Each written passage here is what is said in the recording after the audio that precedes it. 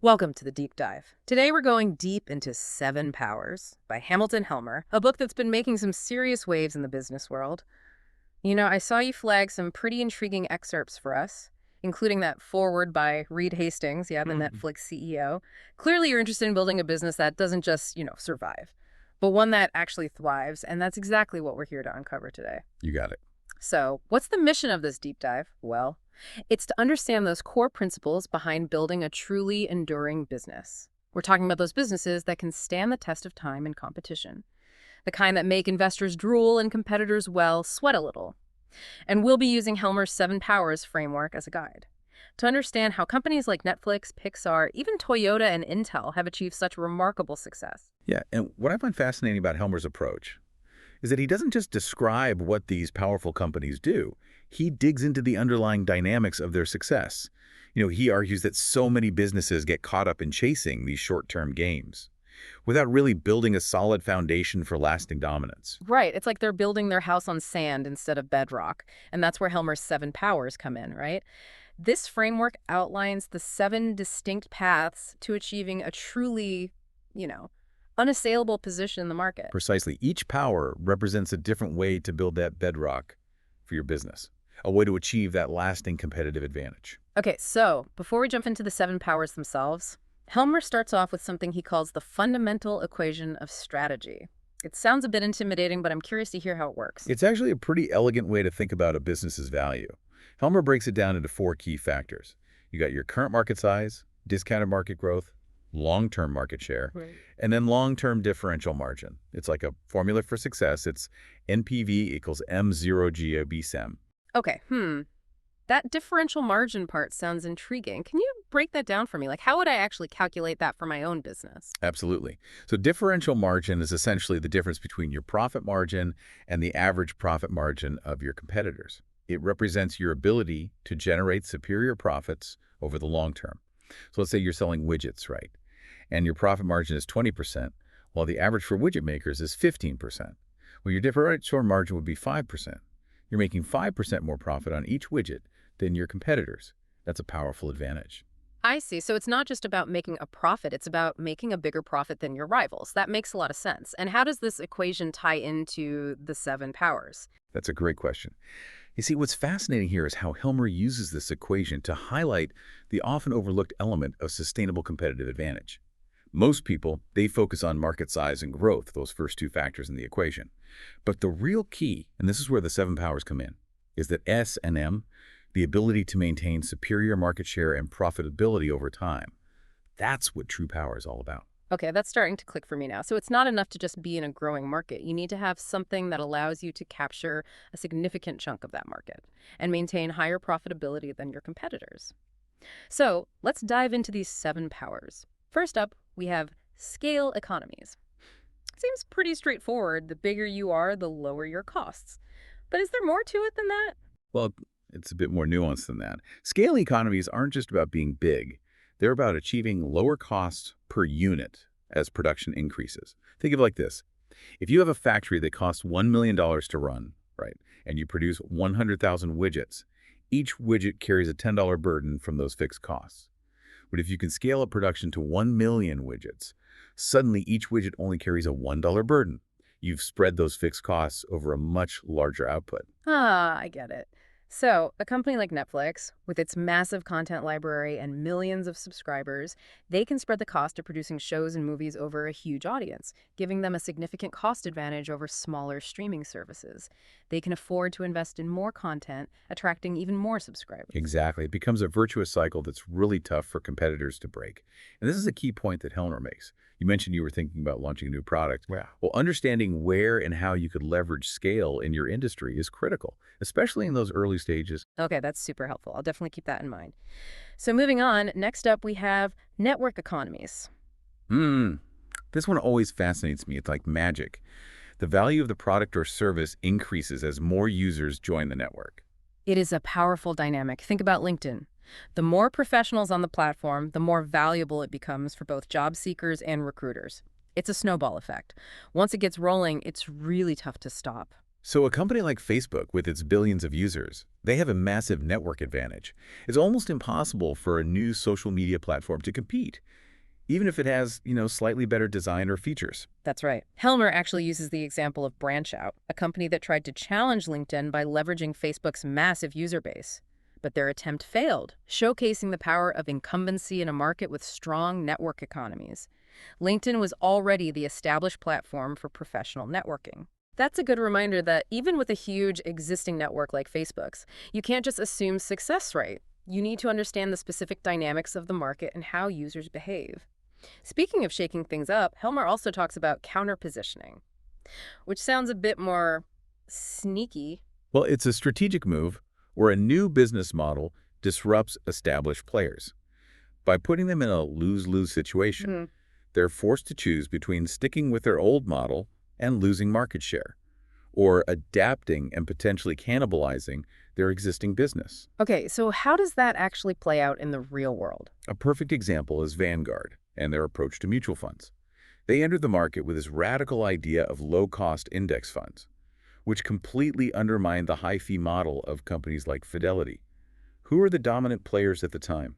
So Fidelity was stuck. If they lowered their fees to compete with Vanguard, they would be hurting their own profits. But if they didn't, they would lose customers to Vanguard. It's like they were trapped by their own success. Exactly. And this is a key point. Understanding counterpositioning is especially relevant for you. Since you mentioned wanting to disrupt your industry, it's all about identifying the vulnerabilities of incumbents, those seemingly untouchable giants. This is all getting me really fired up. Okay, on to switching costs. It seems like this power is all about creating a kind of stickiness with your customers, making it hard for them to leave even if they're not 100% satisfied. That's a good way to put it. Switching costs can be financial, procedural, or even relational. Think about SAP, the company known for its complex enterprise software. Many businesses grumble about it, but they stick with it, because switching would be a logistical and financial nightmare. So even if a competitor offered a slightly better product, the pain of switching might outweigh the potential benefits. It's like being stuck in a long-term relationship even though the spark is gone. It's just too much hassle to start over. That's an interesting analogy. And companies like SAP are masters at leveraging this dynamic. They're constantly adding new products and services, further integrating themselves into their clients' operations, making it even harder to break free. That's quite a strategy. It's like building a moat around your castle and then constantly making it wider and deeper. Precisely. The point is, understanding the dynamics of switching costs can be incredibly valuable. Ask yourself, what could you do to make it harder for your customers to leave? Are there loyalty programs you can implement? Can you create a sense of community around your product or service? Lots to think about there. Okay, I think we have time to cover one more power before we wrap up part one. Let's talk about something a little more glamorous. Branding. Hmm. This one feels more emotional than strategic. It's more than just a catchy logo or a clever slogan. Branding is about creating an emotional connection with customers that goes beyond the product itself. It's about conveying a specific set of values and aspirations, something that resonates with your target audience on a deeper level. Okay, so I'm thinking about companies like Apple or Nike.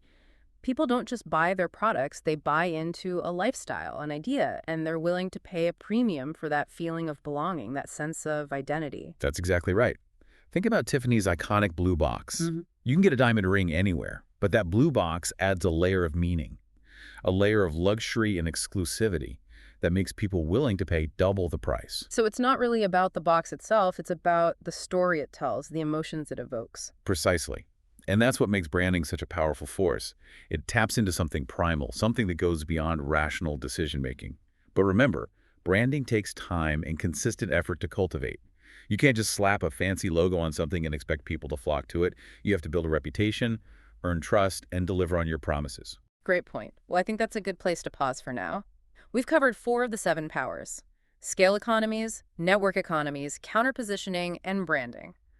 We've also gotten a good grasp of Helmer's fundamental equation of strategy. I'm starting to see how these concepts can be incredibly powerful tools for building a truly enduring business. And this is just the beginning. As we continue our exploration of 7 powers, we'll delve into the remaining 3 powers.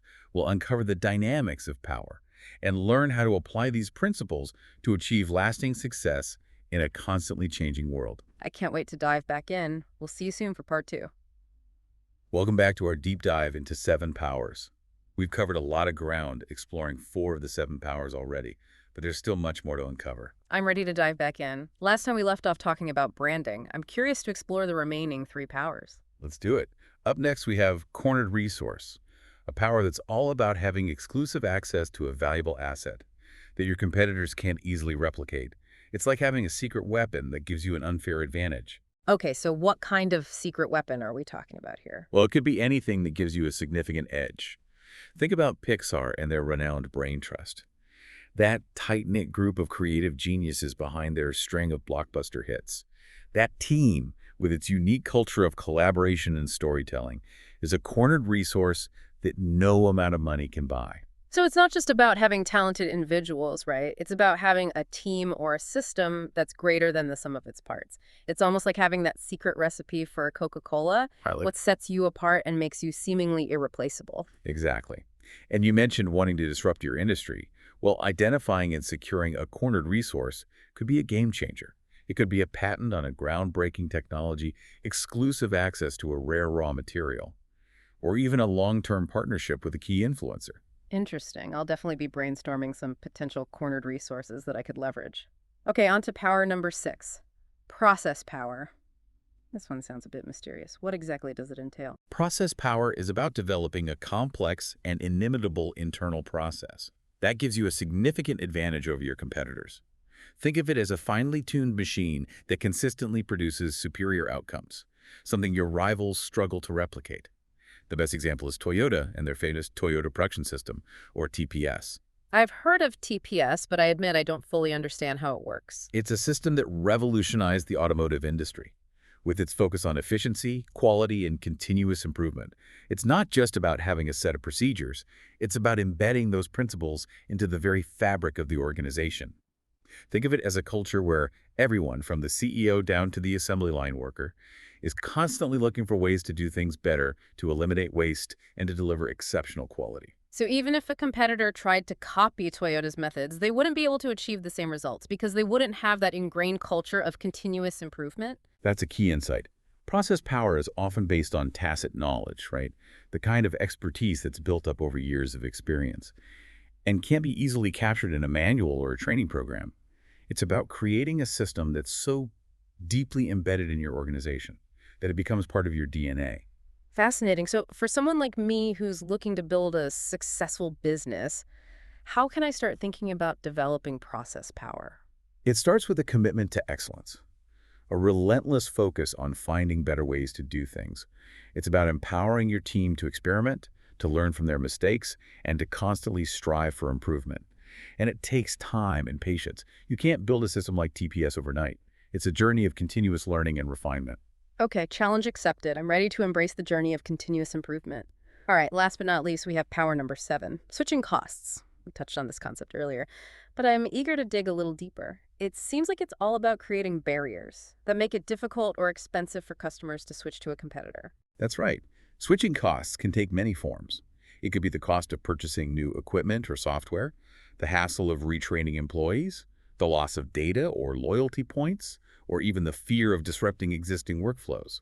The higher the switching costs, the more locked in your customers are, even if a competitor offers a slightly better product or service. I see. So if I can make it really painful for my customers to switch, they're more likely to stick with me, even if they're not completely satisfied. Exactly.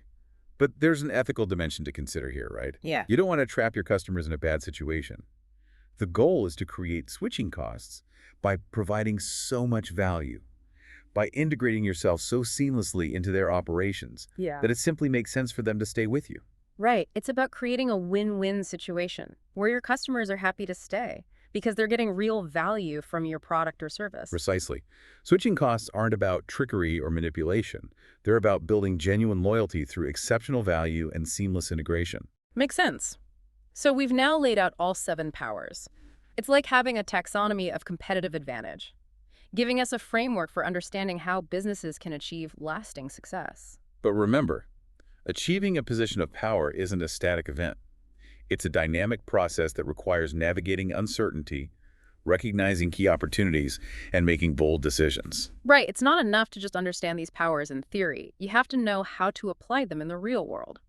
And that brings us to the next important concept, the power progression.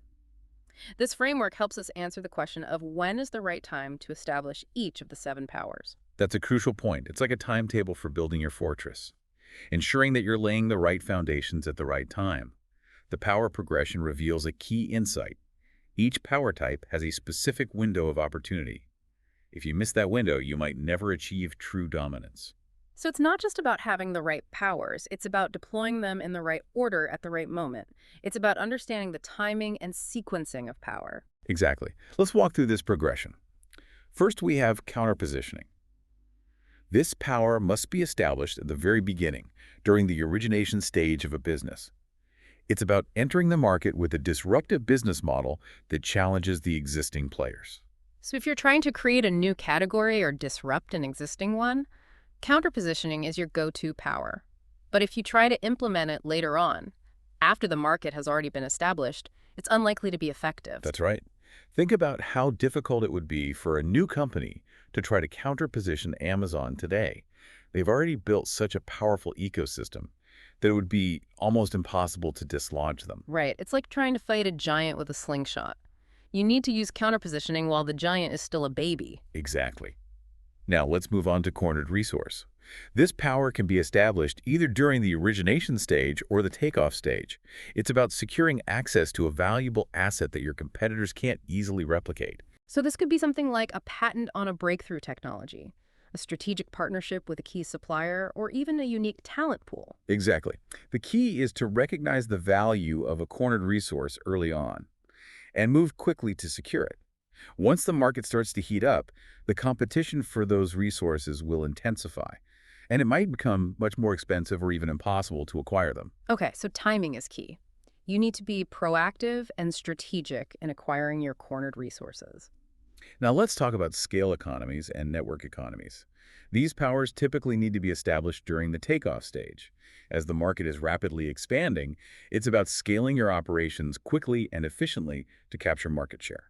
So it's a race to the top. You need to build your infrastructure, expand your reach, and create a network effect that draws in more and more customers. If you wait too long, your competitors might get there first, and they'll be able to leverage their size and network advantage to box you out. Precisely.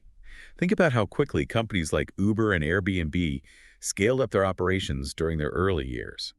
They knew that speed was essential in capturing market share and establishing their dominance. Right. They moved fast and broke things, as they say. Now, let's look at switching costs. This power can also be established during the takeoff stage as you're building your customer base.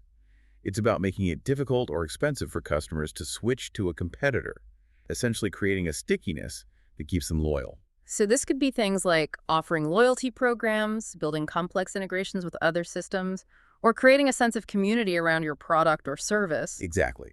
The key here is to build switching costs early on, before your customers have a chance to explore other options. Once they've invested time and money in your product or service, they're less likely to switch, even if a competitor comes along with a slightly better offering. So it's like building a moat around your castle while you're still constructing the walls. A good analogy. Finally, we arrive at branding and process power. These powers are typically established during the stability stage, as they require time and resources to develop. It's about building a strong reputation, refining your internal processes, and creating a culture of excellence. So by the time you reach the stability stage, you've already achieved a certain level of success. You have the resources and the breathing room to focus on these longer-term investments. Exactly. Branding takes time to cultivate. You need to consistently deliver high-quality products and services, build trust with your customers, and create an emotional connection that goes beyond the product itself. Yep. And process power requires a deep commitment to continuous improvement, a willingness to experiment and iterate, and a culture that values efficiency and quality. So it's like taking that castle you've built and adding the finishing touches. The elegant gardens, the intricate tapestries, the finely crafted suits of armor. Precisely. Yeah. The stability stage is when you can really refine your operations, build a lasting legacy, and cement your position as a dominant player. This power progression concept is incredibly powerful. It gives you a framework for thinking about your business strategy over the long term. It's about understanding which powers to prioritize at each stage of your journey, knowing when to plant the seeds and when to harvest the fruits of your labor. Exactly. It's a dynamic roadmap that can guide you through the twists and turns of building a truly enduring business. But remember, the business world is constantly evolving. You need to be adaptable, be willing to adjust your strategy as needed. Speaking of adapting, Helmer talks about the importance of navigating uncertainty, which seems like an unavoidable part of the entrepreneurial journey. There are always going to be things you can't predict or control. How do you suggest we deal with that? That's a great question. Uncertainty is inherent in any business venture. You're making decisions with incomplete information, and the landscape can shift unexpectedly. But rather than fearing uncertainty, we can learn to embrace it, to see it as an opportunity for learning and growth. Okay, so how do we actually do that? How do we shift from fearing uncertainty to embracing it? It starts with acknowledging that you can't control everything. You can't predict the future with 100% accuracy. Instead of trying to eliminate uncertainty, focus on building resilience, on creating a business that can adapt and thrive in the face of unexpected challenges. Be prepared to pivot, to adjust your strategy as needed. Okay, so be flexible and adaptable. What else? Experimentation is key. Don't be afraid to try new things, to test different approaches. The more you experiment, the more you learn, and the better equipped you'll be to deal with uncertainty. And don't be afraid to fail. Failure is a valuable learning opportunity. It helps you refine your approach, identify your weaknesses, and come back stronger. Great advice. So embrace the unknown, be willing to experiment, and don't fear failure. I like that mindset. And remember, you don't have to go it alone. Surround yourself with a talented team, seek out mentors and advisors, and learn from the experiences of others. Building a successful business is a team sport, and as you build that team, remember the importance of strong leadership. Yes. Helmer emphasizes the crucial role of leadership in building a powerful business. It's not just about having a brilliant idea or a great product. It's about having a leader who can inspire and motivate a team to achieve extraordinary results. Exactly. Ann Helmer outlines several qualities that are essential for effective leadership. Like what? I'm all ears. First and foremost, vision. Great leaders have a clear sense of where they want to go, and they can articulate that vision in a way that inspires others to follow. They paint a compelling picture of the future, one that motivates people to work hard and overcome obstacles. Like Steve Jobs with his vision for Apple, he wanted to create products that were not just functional, but beautiful and intuitive. And he was able to rally his team around that vision to make them believe that they were changing the world. Exactly. And beyond vision, great leaders also have courage. They're not afraid to take risks, to challenge the status quo, and to make tough decisions even when they're unpopular. They understand that progress often requires stepping outside of your comfort zone. Someone like Elon Musk comes to mind. He's not afraid to push the boundaries, to pursue ambitious goals, even if they seem impossible to others. Right. And it's not just about taking risks, it's also about being decisive. Great leaders are able to make decisions quickly and confidently, even in the face of uncertainty.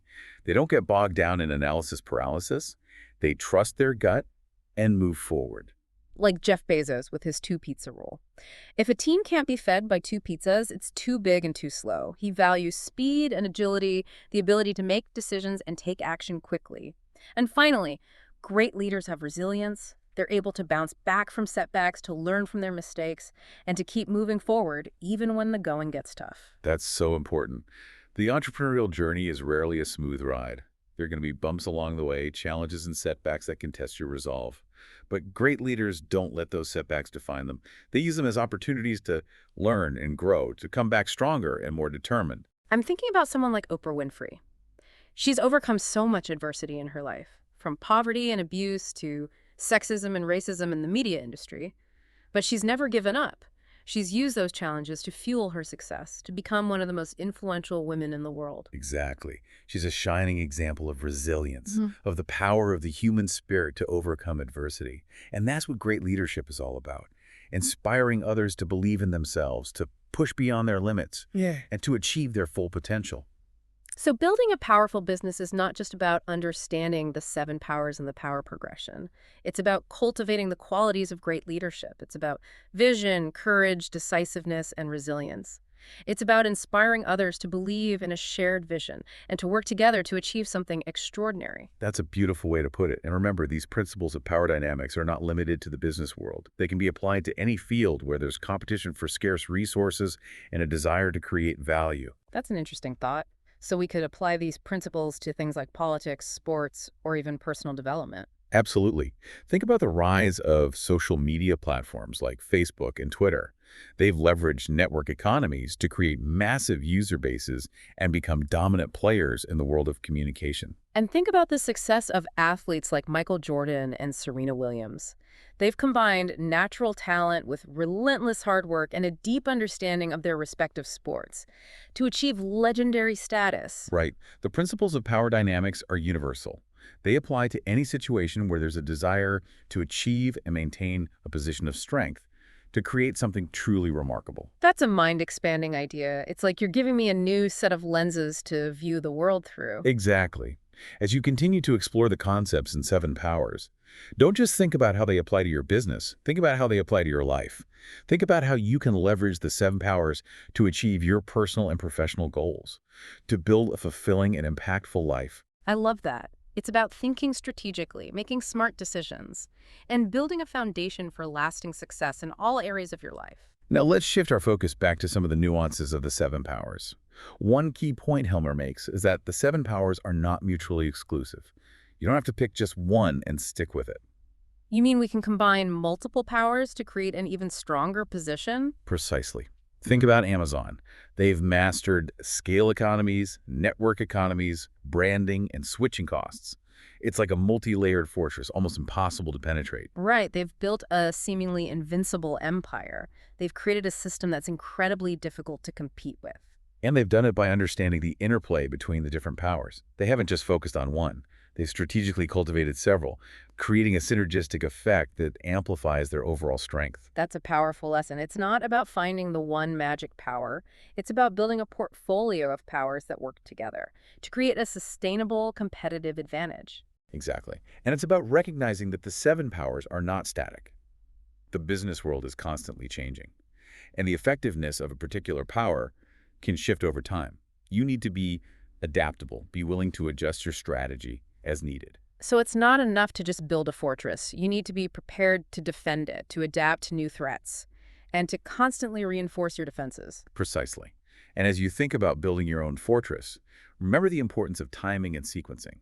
Helmer's power progression framework provides a valuable roadmap for understanding when to prioritize each power. You wouldn't try to build branding before you have scale economies, for example. Right. It's about laying the right foundations in the right order. It's about understanding the natural progression of power. Exactly. And it's about recognizing that the business world is dynamic. Things change, new technologies emerge, consumer preferences shift, and regulations evolve. The Seven Powers framework is not a static model. It's a dynamic tool that needs to be adapted to the ever-changing landscape. So it's like a GPS system. It can guide you to your destination. But you need to be aware of road closures, traffic jams, and unexpected detours. That's a great analogy. You need to be able to read the map, to understand the terrain, and to adjust your course as needed. And you need to be aware of the different types of uncertainty you might encounter. Right. We talked earlier about embracing uncertainty. But there are different types of uncertainty, aren't there? Yes. Helmer breaks down uncertainty into four key categories: technical, customer adoption, competitor response, and incumbent reaction. Each of these types of uncertainty presents its own unique challenges. Can you break down those categories for me? I want to make sure I'm prepared for all the potential curveballs. Of course, technical uncertainty is about the feasibility of your product or service. Can you actually build it? Will it work as intended? Will it be scalable? These are the questions that keep entrepreneurs up at night. Thinking back to the early days of the internet, there was a lot of technical uncertainty around things like bandwidth, security, and user experience. It took a while for those issues to be sorted out. Exactly. And even today, with all our technological advancements, there's still plenty of technical uncertainty. Think about the development of self-driving cars. There are still major hurdles to overcome before they become a mainstream reality. Right. The technology is still evolving, and there are all sorts of safety and regulatory concerns to address. Okay, so that's technical uncertainty. What about customer adoption uncertainty? That's all about whether customers will actually want your product or service, whether they'll see the value in it, and whether they'll be willing to pay for it. You mean like Google Glass? It was a cool idea, but it just never really caught on with consumers. People weren't quite sure what to do with it, and the price was a bit prohibitive. Exactly. Sometimes, even if customers like a product, they might not be willing to pay a premium for it, or they might not understand how to use it, or they might be resistant to change their existing habits. Right. So even if you build a great product, there's no guarantee that people will actually buy it. You need to understand your target audience, their needs, their motivations, and their willingness to adopt new technologies or services. Okay, on to competitor response uncertainty. It seems like this is all about anticipating how your rivals will react to your moves. That's right. It's like playing a game of chess. You need to anticipate your opponent's moves and develop a strategy that takes their actions into account. Will they try to copy you? Will they try to undercut your prices? Will they launch a smear campaign against you? Or will they completely ignore you, hoping you'll just go away? Exactly. You never know how your competitors will respond, and that uncertainty can make decision-making difficult. But there are ways to mitigate this uncertainty. Like what? How do you suggest we get inside our competitors' heads? It starts with research. Understand your competitive landscape. Who are the key players? What are their strengths and weaknesses? What are their likely strategies? The more you know about your competitors, the better equipped you'll be to anticipate their moves. And be prepared to be surprised. Your competitors might do something completely unexpected. Right, like that time Blockbuster decided to launch a streaming service. After years of dismissing Netflix, it was a desperate move, and it ultimately failed. Okay, so that's competitor response uncertainty. What about the last one? Incumbent reaction uncertainty. This one is particularly relevant if you're trying to disrupt an established market. It's about how the existing players, the incumbents, will react to your disruptive innovation. Will they try to crush you? Will they try to acquire you? Or will they try to adapt and incorporate your innovations into their own business model? It seems like incumbents often have a hard time adapting to disruptive innovations. They're so focused on defending their existing business that they miss the threat on the horizon, like Kodak with digital photography. They were so wedded to their film-based business that they completely missed the boat on digital cameras, even though they actually invented the first digital camera. It's a classic example of how incumbents can be blindsided by disruptive innovation. They're often trapped by their own success, their existing infrastructure, and their established ways of thinking. And sometimes, even if they see the threat, they might be unwilling to adapt because it would require them to cannibalize their own business. Like those traditional taxi companies that fought tooth and nail against Uber and Lyft, they were so resistant to change that they ultimately lost the battle. Right. It's a cautionary tale for any business leader. Don't be so focused on defending your existing turf that you miss the opportunity to innovate and adapt. The business world is a dynamic place, and the companies that thrive are those that embrace change and uncertainty. So be adaptable, be experimental, be resilient. I'm starting to see a pattern here. And remember, the journey to building a powerful business is rarely a solo mission. You need to surround yourself with a talented team, forge strategic partnerships, and learn from the experiences of others. Building a successful business is a team sport, and it requires a diversity of perspectives, skills, and experiences. Right. It's about building a strong network, finding mentors and advisors, and creating a culture of collaboration and innovation. It's about recognizing that you don't have all the answers and that you can learn a lot from others. Exactly. And as you build that network, be open to serendipity. Helmer talks about the role of luck in business success. Luck. I always thought success was all about hard work and smarts. It's certainly not all about luck, but it can play a role. Yeah. But it's important to understand that there are different types of luck. There's blind luck, which is pure chance, like winning the lottery. There's nothing you can do to control it. Right. You're either lucky or you're not. But there's another type of luck that Helmer calls prepared luck. This is about putting yourself in a position to benefit from unexpected events. So it's not just about being lucky. It's about being prepared to seize opportunities when they arise. Exactly. Think about Alexander Fleming and the discovery of penicillin. It was a classic case of serendipity, but Fleming was only able to capitalize on that accidental discovery because he was a skilled scientist with a deep understanding of microbiology. So if that moldy petri dish had landed on someone else's desk, they might have just tossed it in the trash. But Fleming saw it as something potentially groundbreaking. He was prepared to recognize the significance of that chance event. Exactly. So how can we cultivate this prepared luck in our own lives? I'm curious to hear your thoughts on that. It starts with being curious, observant, and open to new possibilities. Be willing to step outside of your comfort zone, to explore new ideas, to meet new people. You never know where your next lucky break might come from. And be prepared to act when opportunity knocks at your door. Sometimes you have to take a leap of faith, to trust your gut and go for it, even if it feels risky. I like that. Be curious, be open, be bold. Sounds like a good recipe for success. And remember, Building a powerful business is a journey, not a destination. There will be ups and downs, twists and turns along the way. But if you embrace the process, stay focused on your vision, and build a strong foundation based on the 7 powers, you'll be well on your way to achieving lasting success. That's inspiring. I feel like I've gained so much valuable knowledge from this deep dive into 7 powers. I'm excited to put these concepts into action. And I'm excited to see what you create. This has been an incredible conversation. I'm ready to wrap things up and hear your final thoughts in part 3. Welcome back to the final part of our deep dive into 7 powers. It's been quite a journey exploring these concepts, and I'm eager to hear your final thoughts. Yeah, it has. It's been a fascinating exploration, and I'm glad you found it valuable. We've covered a lot of ground, from the fundamental equation of strategy to the power progression and the importance of navigating uncertainty. I feel like I've gained a whole new toolkit for thinking about business strategy. It's not just about, coming up with a great idea or building a cool product. It's about creating a system, a structure that can withstand the test of time and competition. That's a key takeaway. Building a powerful business is about creating a system that generates and sustains competitive advantage. It's about understanding the dynamics of power and how to leverage them to your advantage. And it's about being adaptable, right? The business world is constantly changing, and the companies that thrive are those that can adapt to new technologies, shifting consumer preferences, and evolving regulations. Absolutely.